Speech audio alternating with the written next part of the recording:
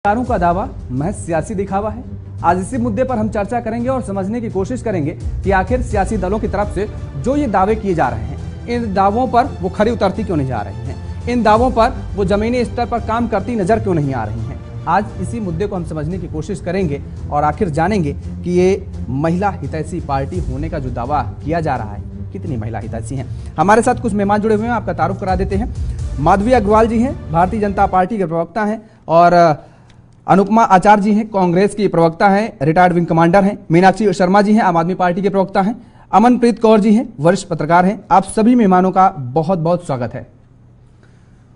और आज इसीलिए, क्योंकि महिलाओं की चर्चा कर रहे हैं, और इसीलिए हमने प्रयास किया कि सभी महिलाएं इस चर्चा में भाग लें और सभी महिलाओं से समझने की कोशिश करेंगे कि उनकी भागीदारी कितनी सुनिश्चित कराई जा रही है इन राजनीतिक दलों की तरफ से। माधवी अग्रवाल जी, शुरुआत आपसे करेंगे। देखते देखते क्या से क्या हो गए। बड़ा दावा, 33% महिलाओं के आरक्षण का जिक्र, सदन में बिल पारित किया गया, श्रेय लेने की होड़ लगी रही, लेकिन जब टिकट बंटवारे की बारी आई तो किसी के अंदर भी, किसी भी राजनीतिक दल के अंदर वो सहूलियत नजर नहीं आई कि महिलाओं पर पुरुषों के सापेक्ष उम्मीद जताई जाए।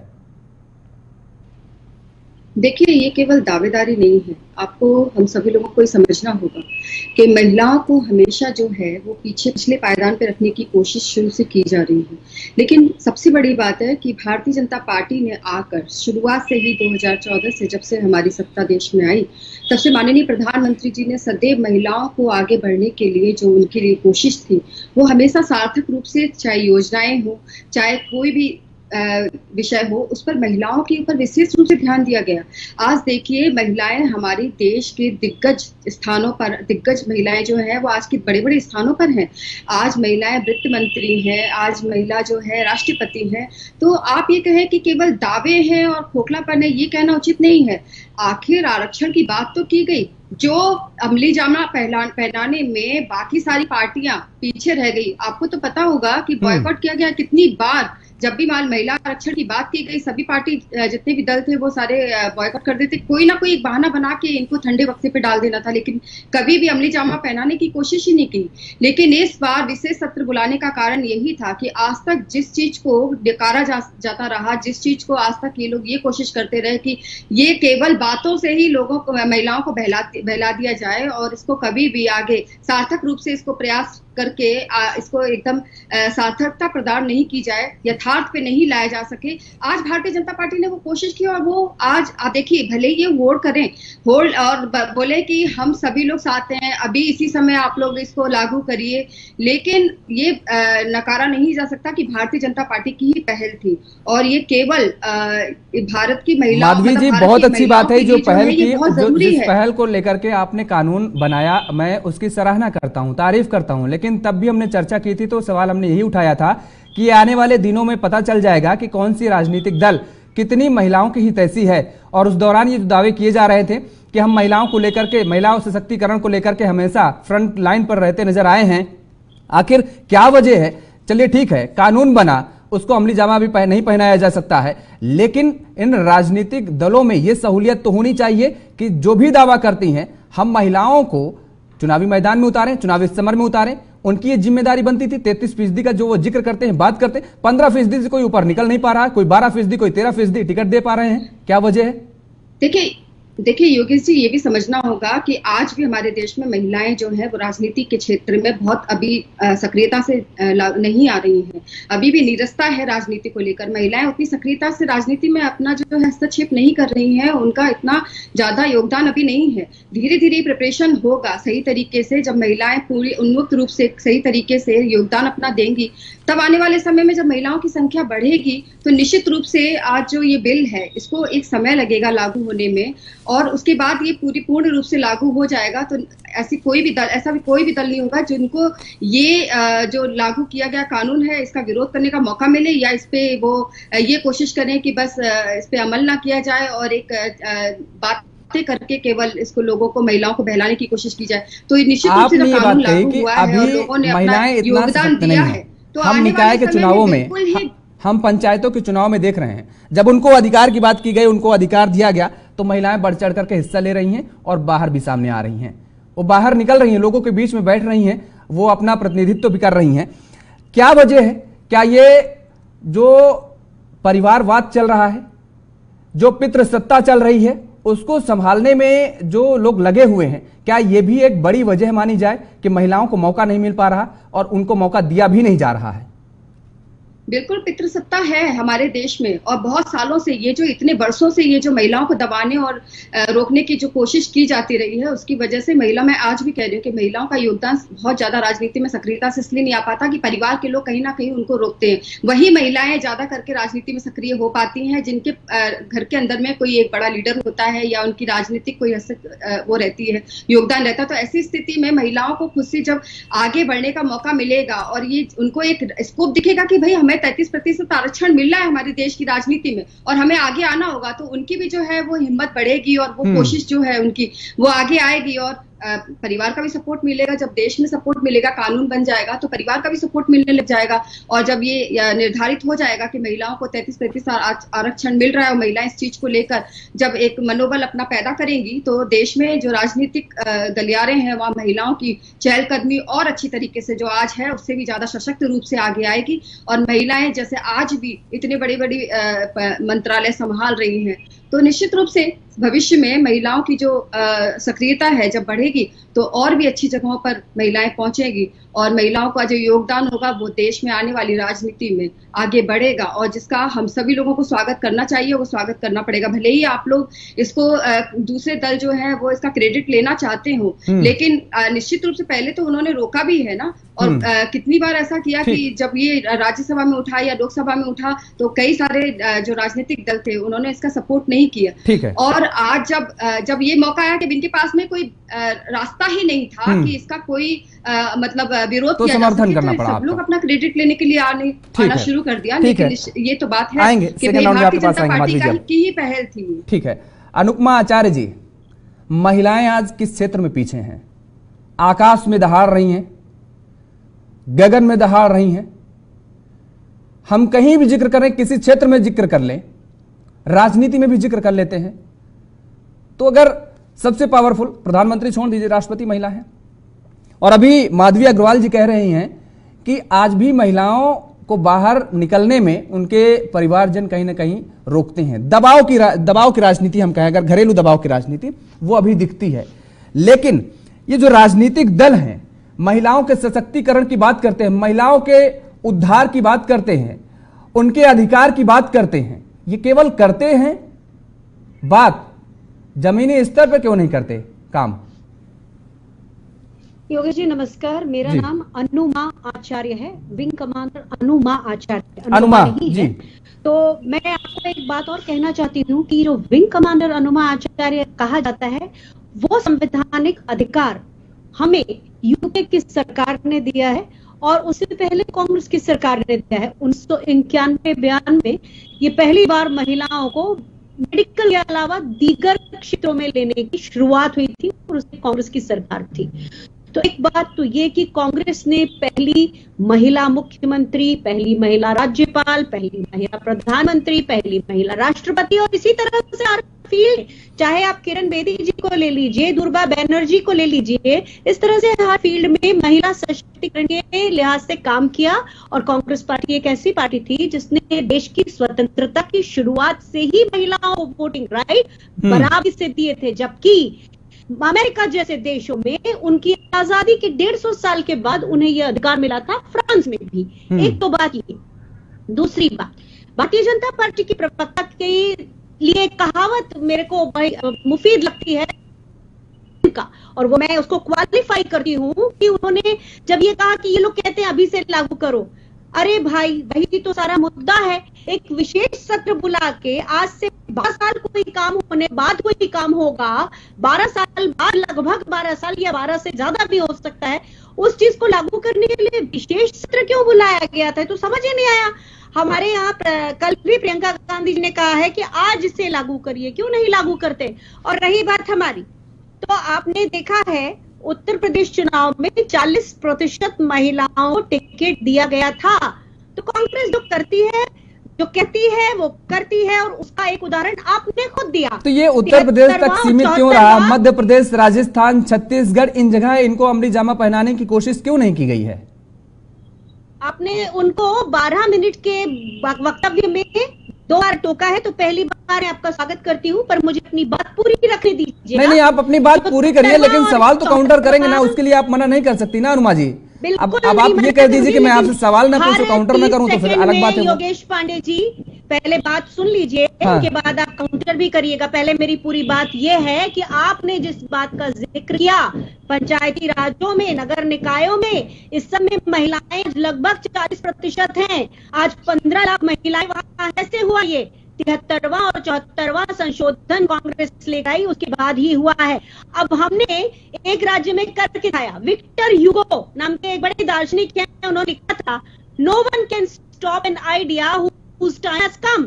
लेकिन हो सकता है कि उत्तर प्रदेश चुनाव के समय वो उस आइडिया का, वो विचार अपने समय के बहुत आगे का विचार था, उसका समय नहीं आया था, इसीलिए उन महिलाओं को सफलता नहीं मिली। ये आपने भी देखा है, इसमें कोई हमें स्वीकारने में झिझक नहीं है, और इसीलिए उस नियम का आज से लागू होना जरूरी है, क्योंकि लागू नहीं होगा तो उसी तरह से हम अपने उम्मीदवार उतारेंगे और हम शायद हरा दी जाएं, जैसा कि उत्तर प्रदेश में हुआ, जो आप सब ने देखा, आप सब साक्षी हैं उसके। और इसीलिए एक नियम, आज भारतीय जनता पार्टी उस जगह पर थी जहां पर ये नियम हो सकता था। और एक बात मैं बीजेपी की प्रवक्ता को याद दिला दूं, कि जिन लोगों ने उस बिल को हमारी सरकार के समय गिराया था, उसमें बड़े नाम थे लाल कृष्ण आडवाणी जी, अटल बिहारी वाजपेयी जी, यशवंत सिन्हा जी, अरुण जेटली जी, राम जेठमलानी जी।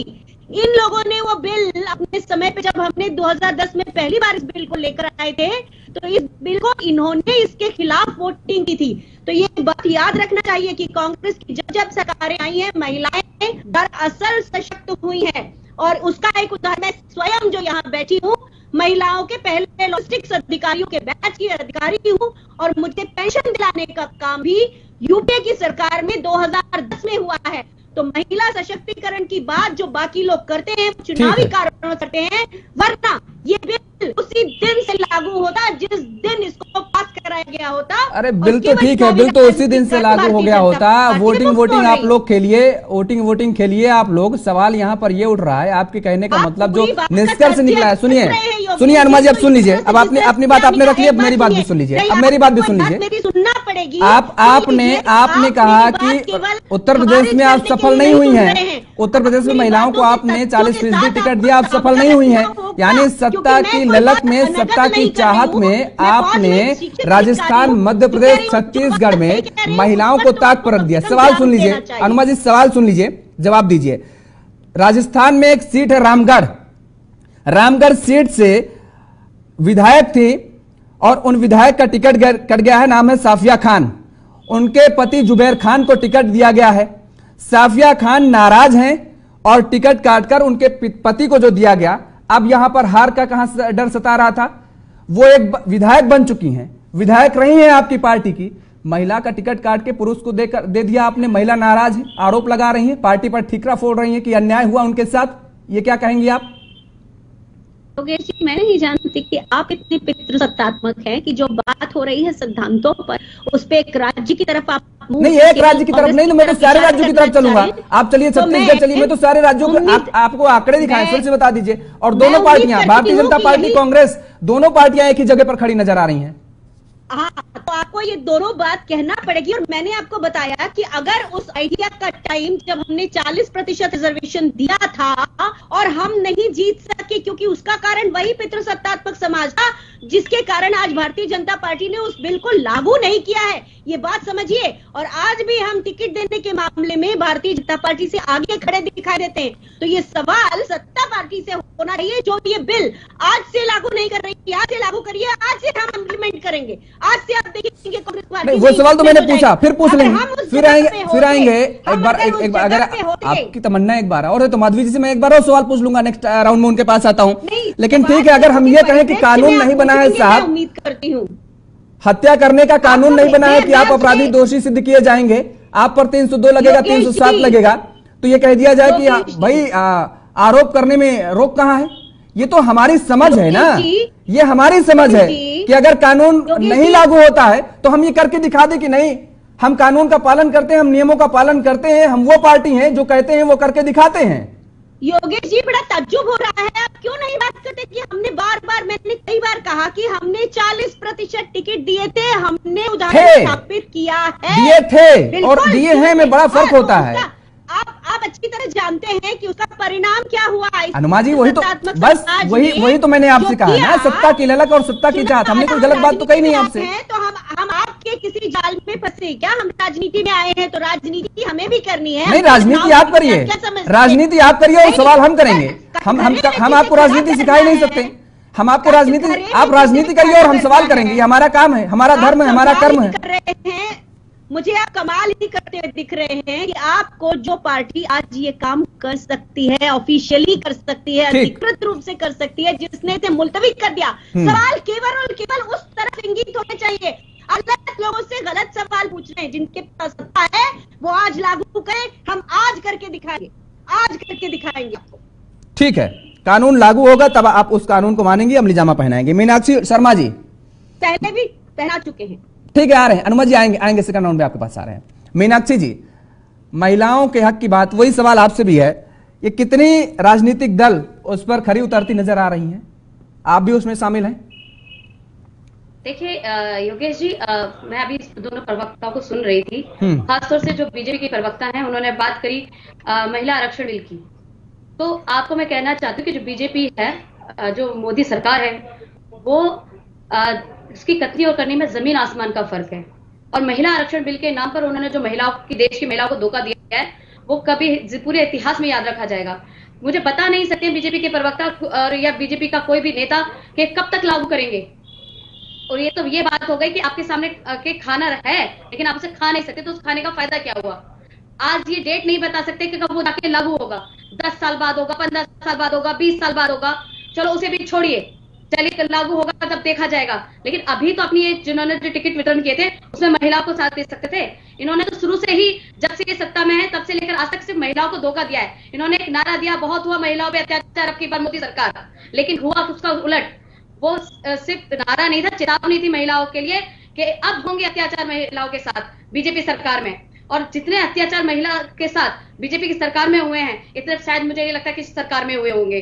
आप देखिए, ये वो लोग हैं जो महिलाओं पे अत्याचार करने वालों को संरक्षण और समर्थन देते हैं, ब्रजभूषण जैसे लोगों को समर्थन करते हैं।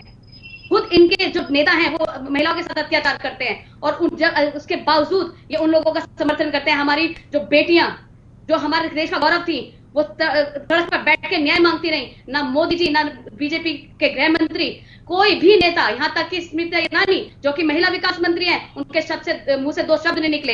इतनी भयंकर घटनाएं हुई, इतनी दर्दनाक घटनाएं हुई देश के अंदर जो अनगिनत हैं, जिन्हें गिनवाया नहीं जा सकता। लेकिन उन भी घटनाओं पर कभी भी ना तो स्मृति ईरानी, ना गृह मंत्री, ना मोदी जी कभी एक शब्द नहीं बोला।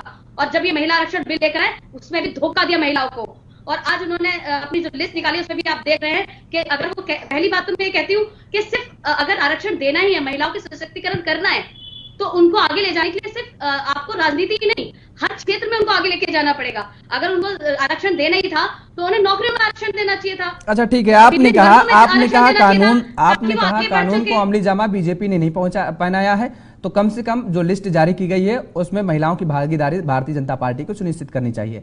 ये नियम केवल भारतीय जनता पार्टी पर ही लागू होता है या आम आदमी पार्टी, कांग्रेस और अन्य राजनीतिक दलों पर भी लागू होता है? सब पर होता है। और मैं, क्योंकि देखिए, हर पार्टी चाहती थी कि महिला आरक्षण बिल पास हो, इसीलिए हर पार्टी ने महिला आरक्षण बिल का समर्थन किया। लेकिन उसका फायदा क्या हुआ? उसका समर्थन करने का आप मुझे फायदा बताइए। क्या महिलाएं उसका लाभ उठा सकी? और कब उठाएंगी उन्हें पता नहीं है। अगर आज मेरी सपोज करो एज है, मैं 20 साल बाद इसका फायदा उठाऊंगी, 10 साल बाद, मुझे नहीं पता है, तो क्या फायदा ऐसे बिल का मुझे बताइए जो लागू ही नहीं हो सकता। तो ये तो एक तरीके से जो हमारा समर्थन उसका भी अपमान है। जितनी भी पार्टियां, चाहे वो आम आदमी पार्टी हो चाहे और भी पार्टी हो, क्योंकि सब चाहते हैं कि महिलाओं का सशक्तिकरण हो, महिलाओं को आरक्षण मिले, लेकिन उसका फायदा क्या हुआ? तो ये ये विपक्ष की पार्टियां हैं, ये अपना बड़ा दिल क्यों नहीं दिखा पा रही हैं? बड़ा दिल दिखाते हुए महिलाओं की भागीदारी सुनिश्चित करती जो इनकी लिस्ट जारी हुई है उसमें, और भारतीय जनता पार्टी के मुंह पर एक करारा तमाचा होता।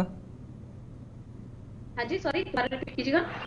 मीनाक्षी जी, जब लिस्ट जारी हुई तो महिलाओं की भागीदारी विपक्षी दल जो हैं वो सुनिश्चित क्यों नहीं कर पाए? और अगर ऐसा कर देते 33% महिलाओं को टिकट दे दिया जाता सभी राजनीतिक दलों की तरफ से, तो भारतीय जनता पार्टी के मुंह पर तो एक करारा तमाचा होता ना। क्यों नहीं कर पाई ये अन्य दल? देखिए, करारा तमाचा की बात करती हूँ कि ये तो देखिए, जो बीजेपी की जो चरित्र है वो पूरा देश के सामने आ चुका है, उसकी असलियत पूरे देश के सामने आ चुकी है कि वो कितना महिलाओं के लिए सोचते हैं, और खुद महिला अब उनको सपोर्ट नहीं करेंगे कभी भी। मैं कहती हूँ हर पार्टी को सपोर्ट करना चाहिए महिलाओं को, उनको ज्यादा से ज्यादा टिकट देनी चाहिए। अगर मैं अपनी पार्टी की बात करूँ तो हमारी पार्टी में भी, क्योंकि हम पहली बार चुनाव लड़ रहे हैं, तो हम चारों स्टेट्स के अंदर पहली बार चुनाव लड़ रहे हैं, और हमारी पूरी कोशिश है हम ज्यादा से ज्यादा नेतृत्व महिलाओं को दे सके, उनकी भागीदारी बढ़ा सके। कितने फीसदी महिलाओं को आप टिकट दे रही हैं? सुनिए आप, इनफैक्ट हमारे एमपी की जो प्रेसिडेंट है, प्रदेश अध्यक्ष है, वो भी महिला है। आप सोचिए कि अगर हमें महिला पर विश्वास था तभी तो हमने एक नए स्टेट की भागीदारी, एक नए स्टेट की जिम्मेदारी एक महिला को दी, क्योंकि हमें पता है कि महिलाएं बहुत सक्षम है और उनको हम आगे बढ़ाएंगे तो वो आगे लेके जाएंगे। तो एक तरीके से पूरे एमपी की जिम्मेदारी हमने एक महिला को दी। टिकट तो आप छोड़िए, हमने तो पूरी जिम्मेदारी महिलाओं को दे दी। दिल्ली की बात कीजिए, दिल्ली में सबसे ज्यादा अगर किसी ने सोचा है महिलाओं के लिए तो सिर्फ आम आदमी पार्टी की सरकार है। आज चाहे बसों में सफर हो, फ्री करने का सफर करने की बात हो, चाहे किसी भी तरीके की बात हो, आज बसें चला रही हैं महिलाएं, उनके लिए सीसीटीवी कैमरास लगे हुए हैं, उसके अंदर मार्शल लगे हुए हैं, और हर तरीके से हर जगह हर वर्ग की महिलाओं को हम आगे बढ़ाने की कोशिश कर रहे हैं। और दिल्ली के अंदर महिलाएं बहुत खुश है आम आदमी पार्टी से। आप देखिए हमारा ज्यादा से ज्यादा वोटर है। इनफैक्ट एमसीडी इलेक्शन की अगर मैं बात करूं तो 50% रिजर्वेशन था, लेकिन हमने उसे कहीं ज्यादा महिलाओं को टिकटें दी ताकि महिलाओं की भागीदारी राजनीति के अंदर। नेक्स्ट राउंड में आऊंगा आपके पास। अमनप्रीत कौर जी, आपने सभी प्रवक्ताओं को सुना, और सभी प्रवक्ता महिलाएं हैं और महिलाओं के हित में बात हो रही है, महिलाओं के हक में जो आवाज उठाने की बात कही जा रही थी उसी मुद्दे पर आज चर्चा हो रही है। क्या कुछ निष्कर्ष अब तक आप निकालें, किस निष्कर्ष पहुंचे फिलहाल? देखिए योगेश, जब से महिला आरक्षण बिल आया है तभी से भाजपा के ऊपर जो है वो उनकी जो मन की दशा है उसको समझने की कोशिश करी गई है कि वाकई में वो महिलाओं के हितैषी हैं या वैसे ही वो एक चुनावी दाव की तरह ये जो महिला आरक्षण बिल है इसको लेके आए हैं। तो इस पे जो सवाल उठा रहे थे, चाहे वो मीडिया वाले हो, चाहे वो ऑपोजिट पॉलिटिकल पार्टीज वाले हो, तो मुझे लगता है कि ये जो उम्मीदवारों की सूची आई है, चाहे वो मध्य प्रदेश में उनकी जैसे 28 महिलाएं आई हैं, राजस्थान में उनकी 14 महिलाएं आई हैं, छत्तीसगढ़ में उनकी 15 महिलाएं आई हैं, तो ये जो रिजल्ट निकल के आया है, ये जो महिलाओं की गिनती इतनी कम है, अगर भाजपा सरकार वाकई में महिलाओं की हितैषी होती, वो वाकई में चाहती कि महिलाएं जो हैं वो आगे आए, इसीलिए वो महिला आरक्षण बिल लेके आए हैं। और ये चीज क्योंकि अभी उसमें देरी है, अभी जो 2024 के इलेक्शन है या फिर अभी जो 5 विधानसभा इलेक्शन है, इसमें उस चीज का रिजल्ट नहीं देखने को मिल रहा। तो अगर भाजपा की जो मन की स्थिति है वो बिल्कुल ऐसा होता है कि वो सच्ची में ये चीज चाहती है कि महिलाएं आगे आए, तो मुझे लगता है कि ये जो उम्मीदवारों की लिस्ट आई है उसमें अगर 33% नहीं तो कम से कम 30% तो महिलाएं आगे आती। और ऐसा योगेश जी हुआ नहीं है, ना सिर्फ भाजपा में, कांग्रेस में भी, यहाँ आप में भी ऐसी कोई जो उनकी लिस्ट आई है सामने उसमें महिलाओं का कोई ज्यादा उम्मीदवार जो नाम है वो ज्यादा आगे नहीं आए हैं। तो ये सिर्फ और सिर्फ सवाल खड़े करते हैं। ये है कि अब ये जैसे सब बोलते हैं कि चुनावी दाव खेला गया है, क्योंकि इनकी भावनाएं नहीं थी महिलाओं को आगे लाने की। महिला आरक्षण बिल अगर पास करना चाहते ये तो जब से 9-10 साल से इनकी सरकार है तो कब से लेके आते, क्योंकि अभी अगर इन्होंने अनाउंसमेंट कर दी है, ये राज्यसभा में या लोकसभा में पास हो भी गया है, तो आपको भी पता है अभी सेंसेक्स होगी, उसके बाद डिलिमिटेशन होगी, उसमें करते करते कम से कम 8-9 साल हो जाएंगे। और उसके बाद भी मौजूदा सरकार ने ये कह दिया है कि जो सरकार उस टाइम होगी उसकी मर्जी है कि वो महिला आरक्षण बिल लेके आती है या नहीं। तो ये हमारी, देखिए हम कांग्रेस से सवाल नहीं कर सकते, हम आपसे नहीं सवाल कर सकते, जो मौजूदा सरकार है हम कम से कम उनसे सवाल कर सकते हैं जो चाहती हैं कि महिलाएं आगे आएं। और उनमें जो महिला जो आगे हैं उनमें महिलाएं, चाहे वो स्मृति ईरानी है, चाहे वो निर्मला सीतारमण है, तो उनकी अगर बात करें, द्रौपदी मुर्मू की भी बात करें, तो ये सब ऐसा कहते हैं, जो सूत्र ऐसा कहते हैं कि ये सब रिमोट कंट्रोल है। क्योंकि आपने भी देखा कभी इंडिपेंडेंटली इन्होंने महिलाओं के हित, हमारी पहलवान बेटियां विरोध में बैठी थी, ब्रिजभूषण के तभी इन महिलाओं में से किसी एक ने भी एक ट्वीट या एक स्टेटमेंट महिलाओं के हित में या ब्रिजभूषण के ऑपोजिट में नहीं दी।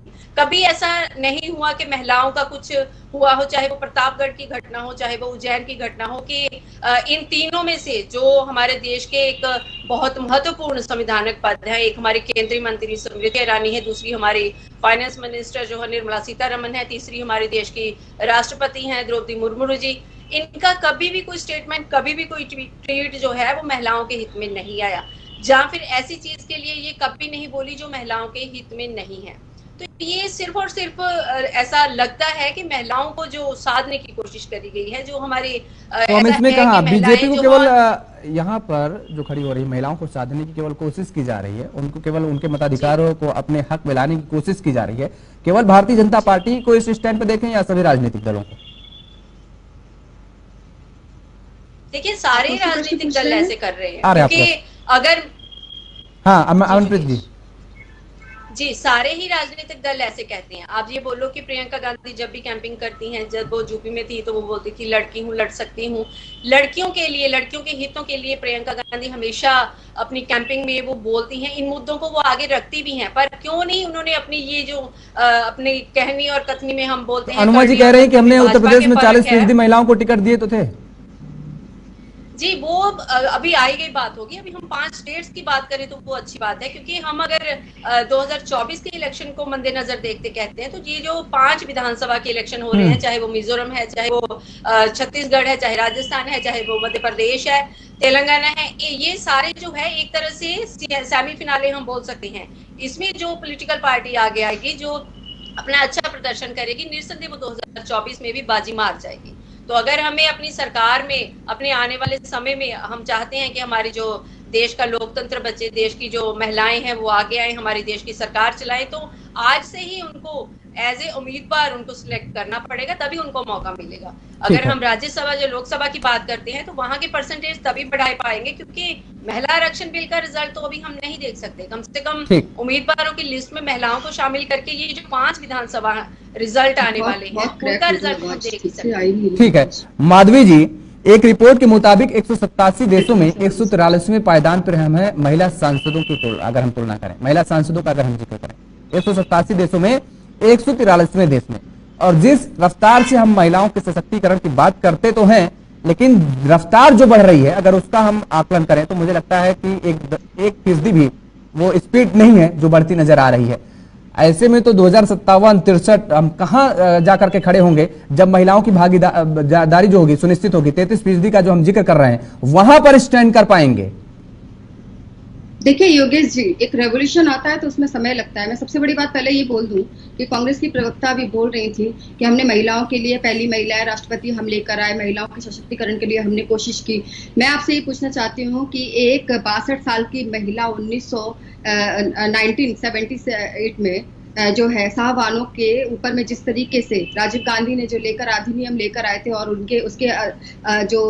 उसके जो थे उसके ऊपर में जिस तरीके से राजीव गांधी ने रोक लगाई थी, जो उनको भत्ता मिलने वाला था, तो उसके बारे में क्या बोलेंगे? जब राजीव गांधी के काल में ही उन्होंने महिला के साथ अन्याय होने दिया और सब लोगों ने बैठकर तमाशा देखा। ये बहुत ही पुरानी बात है, लेकिन आज भी उसको लोग दोहराते हैं। रही बात महिला के सशक्तिकरण की बात है, तो महिलाओं के सशक्तिकरण के लिए तो इनको भी तो 10 साल का मौका मिला था, तब इन्होंने सोचा नहीं, तब तो इनके मन में ये नहीं आया कि क्या करना है नहीं करना है। लेकिन जब भारतीय जनता पार्टी इस बिल को लेकर आ गई तो इनके पास में और कोई मतलब अवस्था नहीं थी कि इसका अपोजिट, इसका विरोध कर सके, तो इन्होंने इनके साथ में सपोर्ट आकर और ये प्रश्न उठा दिया कि आज ही क्यों नहीं। मैं आपसे पूछ रही हूँ कि किसने रोका है आप लोगों को? यहाँ जितने भी दल के लोग बैठे हैं प्रवक्ता के तौर पे, मैं उनसे पूछ रही हूँ कि आप लोगों को किसने रोका है? आज भी समय आप लोग महिलाओं के लिए अगर सशक्तिकरण की बात करते हैं और भाजपा पे आप उंगली उठाते हैं तो आप सशक्तिकरण करिए ना, आपको रोकने के लिए किसी ने कहा नहीं। लेकिन एक जो सिस्टमेटिक तरीके से देश में जो होना जरूरी है उसको एक सिस्टम की तरह लागू करने के लिए और पूरी तरीके से ये,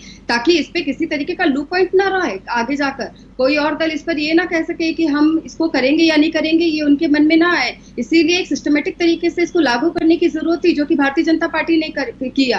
और रही बात कांग्रेस की, तो मैं बता दूं कि अगर इनके राज्य में अगर बलात्कार हो जाता है तो ये हाथ पे हाथ रख के बैठ जाते हैं, बेटी हूँ लड़ूंगी। तो ये तो इनका जो डायलॉग है ये दूसरे राज्यों पे होता है। तो वो तो कह रहे हैं, अनुमा जी कह रहे हैं, आप धरातल पर क्यों नहीं उतार पाए? अगर आप धरातल पर उतार देती इस कानून को, तो हम तो 33% आरक्षण देने के लिए हम तो हक में है ही है।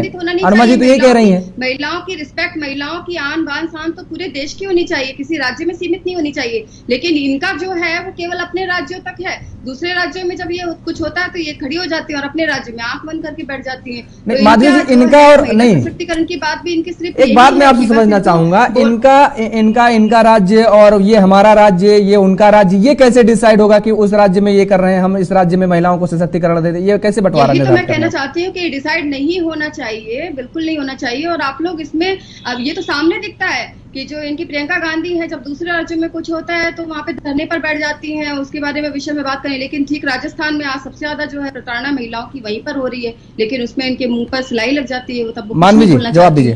तो ये जो एक राजनीति के तौर पे महिलाओं के सशक्तिकरण की और उनके रिस्पेक्ट की बात को लेकर आते हैं, तो ये उचित नहीं है। अगर आप महिलाओं के संरक्षण, ठीक है माधवी जी आ रहे हैं, अनुमा जी जवाब दीजिए। देश के लिए होनी चाहिए। ठीक है, पहली बात तो यह कि उत्तर प्रदेश हो या मध्य प्रदेश हो या भारतीय जनता पार्टी शासित कोई भी राज्य हो, महिलाएं एफआईआर लॉन्च नहीं करा पाती हैं। उनकी हालत जो है, आपने देखा है कि जो पुलिस चौकी के लोग होते हैं वो तक उनको दोबारा से उनको दमित करते हैं, उनके साथ दुराचार करने की कोशिश करते हैं और एफआईआर नहीं लिखाई जाती। अशोक गहलोत जी ने सबसे बड़ा कदम ये उठाया कि उन्होंने हर महिला को यह हक, मतलब आप ये कहना चाहते हैं कि आप जाकर, नहीं बोलते, मैं बीच में किसी के बोलती नहीं हूँ। अगर आप इन्हें बंद कराएंगे तो ये बदतमीजियां ये भारतीय जनता पार्टी की तरफ से मैं सहन नहीं करूंगी। योगेश जी ये ध्यान रखिएगा। तो ये जो बदतमीजियां नहीं करें योगेश जी, अगर आपको इस तरह से करना है डिबेट, तो मैं आपको डिबेट में नहीं रहना चाहूंगी। राजीव गांधी जी ने उनको नहीं रोका। योगेश जी, माधवी जी सुन लीजिए, अनुमा जी जवाब दे रहे हैं, सुन लीजिए, उसके बाद आएंगे। बीच में नहीं बोला था, प्रवक्ताओं को इतना एक दूसरे का लिहाज भी करना चाहिए। सबसे पहली चीज कि जो मैंने बताया कि राजस्थान में हर महिला को इसका अधिकार है, लेकिन यहाँ जहां मध्य प्रदेश की बात करें तो उज्जैन हो, ओमकारेश्वर हो, और अभी एक जो अमनप्रीत जी ने एक बात बहुत सही कही कि भारतीय जनता पार्टी की जो महिला सशक्त महिलाएं कही जाती हैं वो तक रिमोट कंट्रोल में है। महिला आयोग की अध्यक्षा रेखा शर्मा को देख लीजिए, जिन्होंने इन सभी घटनाओं पे कभी आवाज नहीं उठाई। बाकी उन्होंने बात की थी सीतारमण जी की, मीनाक्षी लेखी को हमने भागते हुए देखा, दौड़ रही थी, पत्रकार पूछ रही थी आप इनके साथ क्यों आए, तो वो दौड़ रही थी। अब हम कांग्रेस की बात करते हैं कि कांग्रेस ने अपने रिजोल्यूशन में 85वें अधिवेशन में महिलाओं को 50% में, दलितों, महिलाओं, अल्पसंख्यकों, सभी को उसमें हिस्सा मिलेगा। और सीडब्ल्यूसी की आप लिस्ट देखिए, हमने अपने घर से शुरुआत की है। हमने पहले भी अपने घर से शुरुआत की थी, उत्तर प्रदेश के समय में अपने घर से शुरुआत की थी। हम दूसरों को प्रवचन देने के पहले अपने घर से शुरुआत करते हैं। तो हमारी सीडब्ल्यूसी की लिस्ट देख लीजिए, उसमें भी आपको उतनी महिलाएं मिलेंगी। एक और चीज, बार बार बीजेपी के प्रवक्ता को लगता है या तो मूढ़मती है या समझ में नहीं आता। तो पिछली बार बिल गिराया था, उससे लाल कृष्ण आडवाणी जी, अटल बिहारी वाजपेयी जी, यशवंत सिन्हा जी, राम जेठमलानी जी, अरुण जेटली जैसे बड़े नाम थे जिन्होंने वो बिल गिरवाया था। तो ये बात शर्मनाक है कि भारतीय जनता पार्टी दोगे तरीके से काम करती है, दो मुहा स्वरूप है, जिसमें एक तरफ तो महिला सशक्तिकरण की बात करते हैं, जिसमें केवल महिलाओं को सजावट के तौर पे रखा जाता है, असल सशक्तिकरण उनका नहीं है। और ये उदाहरण चाहे वो हमारी महामहिम राष्ट्रपति द्रौपदी मुर्मू जी से शुरू होता हो और उसके बाद वो अनुसुईया उइके तक जाता हो, मणिपुर में जिस तरह से महिलाओं को निर्वस्त्र परेड कराई गई, उसके बाद भारतीय जनता पार्टी की महिलाएं अगर शर्म से नहीं मुंह छुपा सकती तो धिक्कार है उस पर। और ये एक और बात कि आज अगर ये बिल आज से लागू हो जाए तो इस देश में बहुत सी चीजें बदलेंगी। लेकिन क्या करना चाहती है भारतीय जनता पार्टी? पहले सीटें बढ़ाना चाहती है डिलिमिटेशन करके, जितनी 545 सीट में है उससे दीजिए ना हमारी आधी आबादी को हक। और एक सवाल पूछना चाहती हूँ, क्या आज तक भारतीय जनता पार्टी की कोई अध्यक्ष महिला बनी? ठीक है। क्या आरएसएस का कोई अध्यक्ष, कोई हेड आज तक महिला बना? इन बातों को ध्यान रखना पड़ेगा कि एक पार्टी जो कहती कुछ है करती कुछ है। हम अपने घर से शुरुआत करते हैं। मैंने आपको यहाँ 2 से ज्यादा ज्वलंत उदाहरण आपको दिए हैं, एक उत्तर प्रदेश के चुनाव को, एक हमारी देखिए, कांग्रेस के प्रवक्ता को समझना होगा, आरएसएस की अध्यक्ष, आरएसएस की महिला विंग अलग से है, बीच में बोलने की जरूरत नहीं है, दुर्गा भाई में हम भी जानते हैं, आपके बीच में मैं नहीं बोलती हूँ इस तरह की छीछा लेकर वाली भाषा अगर आपको करना है तो मैं डिबेट तोड़ के जाना चाहूंगी योगेश जी। इस सभ्यता को मना करती है, क्योंकि ये सभ्यता का कोई मतलब नहीं होता। जब एक दिमागी बहस हो रही होती है तो उस समय चलिए ठीक है अनुमा जी आपको भी रोकेंगे और माधवी जी आपको भी रोकेंगे। लगातार बात तो की जा रही है महिला आरक्षण को लेकर के, महिला सशक्तिकरण को लेकर के, उनके उत्थान के लिए, लेकिन कौन से राजनीतिक दल कितना उत्थान करती नजर आ रही हैं और कितना उनके हक में आवाज उठाती नजर आ रही हैं और कितना उनको उनका हक देती नजर आ रही हैं, ये सब कुछ इन सियासी दलों की तरफ से जो जारी की गई है लिस्ट अपने प्रत्याशियों की, उसमें साफ तौर पर नजर आ रहा है। यही पर चर्चा को रोकेंगे, समय के अभाव के चलते। आप सभी मेहमानों को हमारे साथ जुड़ने के लिए बहुत बहुत शुक्रिया, बहुत बहुत धन्यवाद समय देने के लिए। तो लगातार जिस तरीके से महिलाओं के आरक्षण की बात की जा रही है, महिलाओं के हक की बात की जा रही है, महिलाओं के उत्थान की बात की जा रही है, उनके अधिकार की बात की जा रही है, लेकिन अधिकार क्या ये सियासी दल देते नजर आ रहे हैं क्या? अपने आप में एक बड़ा सवाल है। और हमने जो आंकड़े आपके सामने प्रस्तुत किए, उन आंकड़ों के जरिए आप समझने की कोशिश करिए कि कौन सा राजनीतिक दल महिलाओं को कितना हक देता नजर आ रहा है, और उसके बाद निर्णय आप पर हम छोड़ते हैं।